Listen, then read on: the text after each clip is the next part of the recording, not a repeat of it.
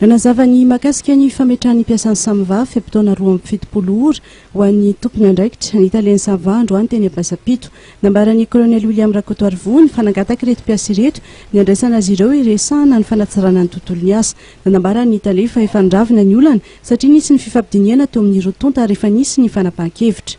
Ny 70 ora 27 ora moa zany dia tafiditra ao anatin'ny lalàna rehefa nangataka ny syndika ny mpiasan'ny Samva zany dia tafiditra hoe tokony ho raisina zareo anatin'ny 27 ora.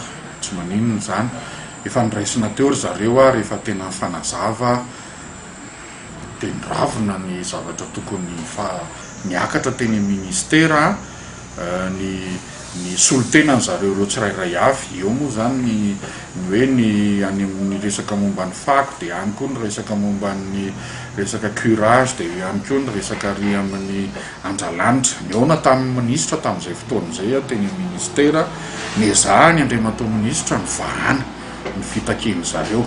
Marina fa tsy hoe ny fitakiana zato isan-jato satria ny zavatra tsy tokony ho anjaran'ny Samva kosa ny ohatran'izany hoe indemnité de risque zany izay ny miaramila ihany hatreto aloha araka ny lalàna velona eto Madagasikara mahazo an'izany indemnité de risque zany. Nanamafy ity manambonahitra ity fa tsy tokony atao ambany zavatra ny fitohizan'ny asan'ny Samva satria mety hitarika loza maro samihafa zany tahaka ny fipoiran'ny pesta sy ny tondra-drano.